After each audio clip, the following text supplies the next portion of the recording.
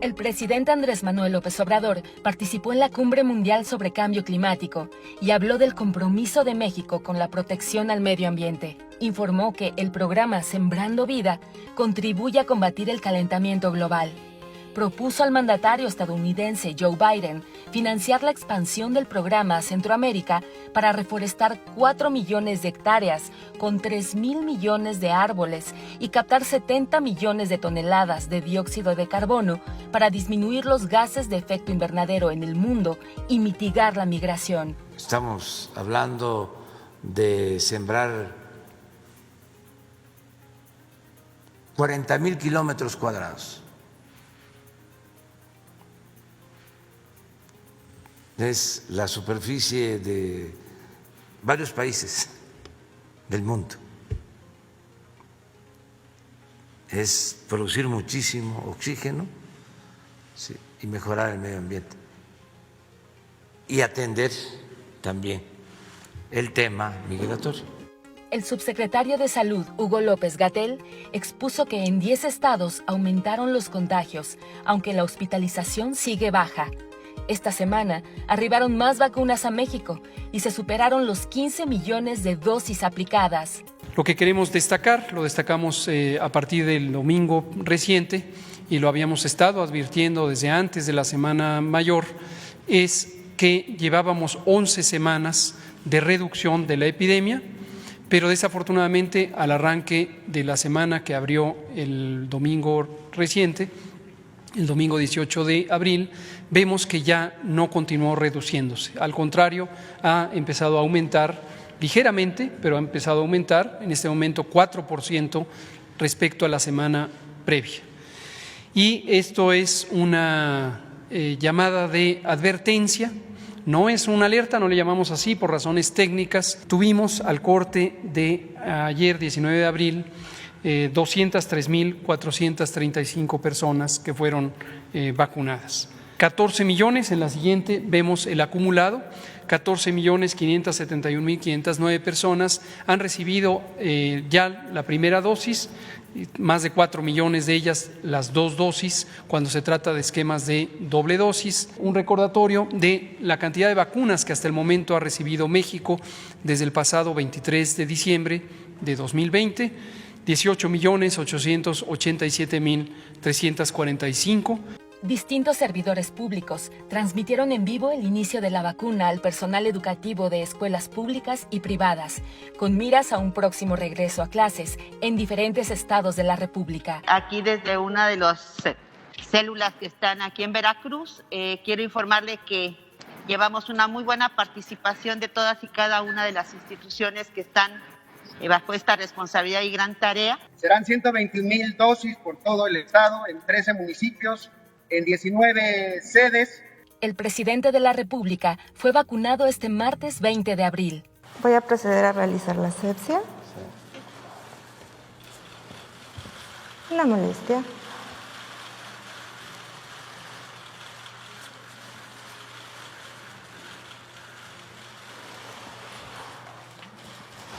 Puede presentar algunas reacciones, desde dolor en el sitio de la punción, inflamación, enrojecimiento. Es importante no manipular el sitio de la punción, no rascar, no dar masaje, no aplicar compresas calientes ni frías.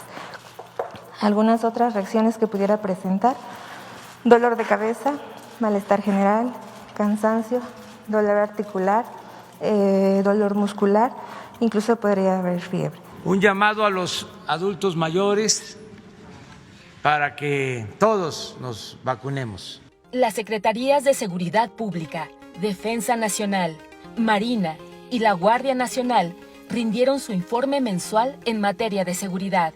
La fuerza operativa continuamos con los 99,608 elementos desplegados en 200 coordinaciones regionales. Real tenemos un efectivo de 317,830, de los cuales la fuerza operativa está en 217,505 y en otras actividades de apoyo a las operaciones 26,675 para hacer un efectivo desplegado de 190,800 830. Aquí tenemos otras misiones que se están cumpliendo: seguridad de instalaciones estratégicas con 7.250 hombres, las operaciones para el combate al mercado ilícito de combustibles con 3.275 elementos, la atención a desastres 5.157, la erradicación intensiva de plantíos ilícitos con 7.519 hombres y la presencia en 57 instalaciones aeroportuarias. En el primer trimestre de este año, 9 de 11 delitos del fuero federal se mantienen a la baja. Esto incluye disminuciones de 39% en delitos financieros y fiscales y de 18.7% en delitos patrimoniales. Algo similar ocurre con los delitos del fuero común. En el primer trimestre de 2021 se presentaron 4.6% menos homicidios dolosos respecto al mismo periodo del año anterior. En los primeros 3 meses del año también se logró contener la incidencia del feminicidio, delito que bajó 2.4% respecto al primer trimestre del año anterior. En el caso de los robos, al corte de marzo de este año, la disminución en el país es de 17.8% en comparación con el primer trimestre de 2020. El robo de vehículo a casa habitación y de ganado disminuyeron más de 20% en este trimestre. Aquí se ve robo de vehículo menos 22%, robo de ganado menos 20%, robo a casa habitación menos 20%, y también damos cuenta de la disminución en 18% en el robo a negocio y en más de 16% del robo a transporte público colectivo, esta reducción. También el robo a transeúnte en total bajó más de 13% y el robo a transportistas disminuyó 8.8%. La incidencia de la extorsión, que también nos preocupa, bajó 0.4%. El subsecretario de Seguridad Pública, Ricardo Mejía, explicó las razones de por qué tener un registro nacional de usuarios de telefonía móvil. El principal objetivo de este padrón es la seguridad, es lo que mueve a la creación de este padrón, porque es importante señalar que en el anonimato de los sistemas de prepago que no piden requisitos, los delincuentes se cobijan para cometer delitos de secuestro, extorsión, trata y en general para todo el conjunto de sus actividades delictivas. 9 de cada 10 llamadas de extorsión son realizadas por celulares de prepago y en algunos casos de secuestro se han documentado más de 20 números de prepago que son utilizados por los delincuentes para llamar a los familiares de las víctimas. Prácticamente utilizan la SIM card, la rompen, la tiran y siguen hablando para secuestrar. El presidente López Obrador destacó que gracias al combate a la corrupción se tiene ahorros que permiten mayor presupuesto para áreas importantes como los derechos humanos. Es que se dedicaban a robar, es increíble, en todo. Revisa uno la Secretaría de Salud, bueno, se robaban el dinero de las medicinas. En educación, lo mismo, inventaban programas, que los pizarrones electrónicos, que los sistemas de cómputo, esto de los reclusorios. Imagínense entregar contratos a particulares, privatizar los reclusorios y pagar anualmente 16,000 millones de pesos por reclusorios que no tenían presos. Lo mismo en la industria eléctrica, entregando subsidios a empresas extranjeras, cobrando más a los mexicanos, pero todavía hay otras cosas peores. Imagínense que no pagaban impuestos. Piensen, y además lo he dicho varias veces y nadie me replica, nadie contesta de que no era cierto.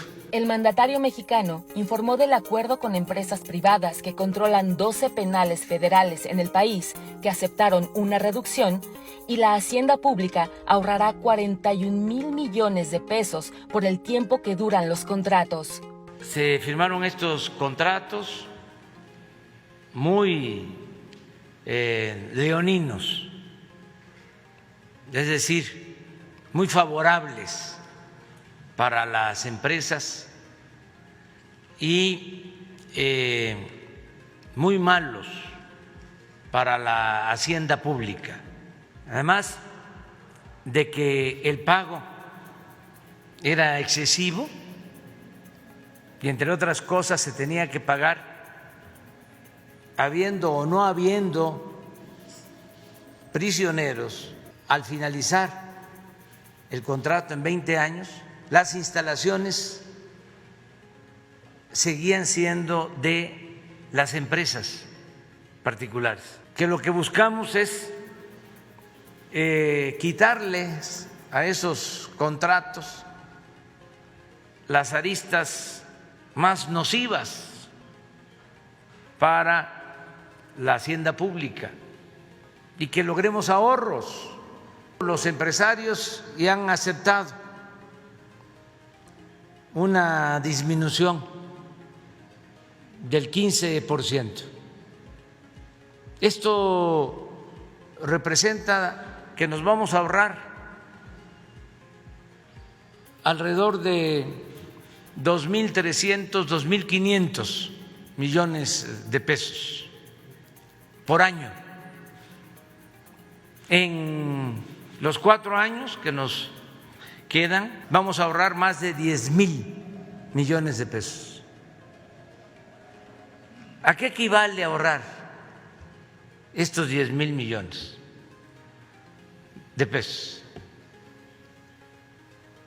A que se puedan financiar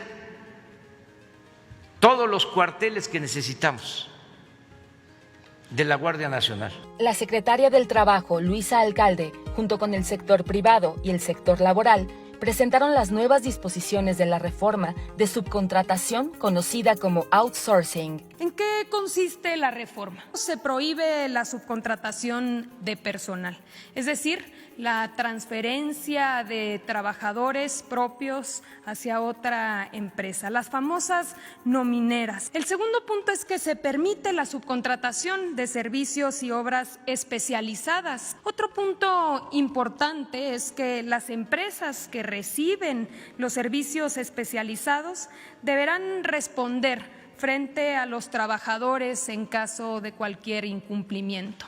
Se homologan los criterios del Código Fiscal, de la ley del ISR, de la ley del IVA, con la Ley Federal del Trabajo, permitiendo así homologar criterios. Otro punto importante es que se endurecen las sanciones para el caso de incumplimiento. Los plazos para la implementación de esta reforma se cuenta con 90 días, 3 meses, para que las empresas puedan regularizarse. También parte de esta serie de reformas se reforma la Ley Federal de los Trabajadores al Servicio del Estado, para que en el gobierno federal ya no exista la subcontratación de personal. En materia de reparto de utilidades, se establecieron 2 modalidades para realizar el reparto de utilidades. Una que es hasta 90 días o el promedio de los últimos 3 años. El presidente Andrés Manuel López Obrador destacó que con esta reforma se acaba la subcontratación en el sector público y privado y aumentará el reparto de utilidades. Entonces, toda esa subcontratación que además se hacía con empresas que evadían el pago de impuestos, habían empresas que tenían hasta 50,000 trabajadores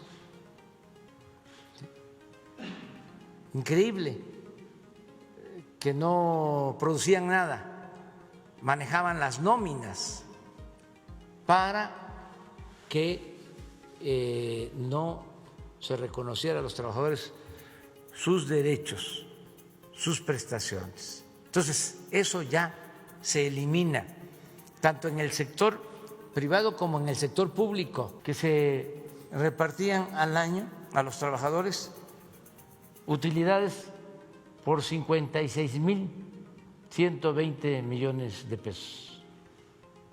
Con esta reforma, el reparto de utilidades tiene que aumentar, ese es el estimado, en 157,000 millones. Es decir, 100,000 millones de pesos más de reparto de utilidades para los trabajadores.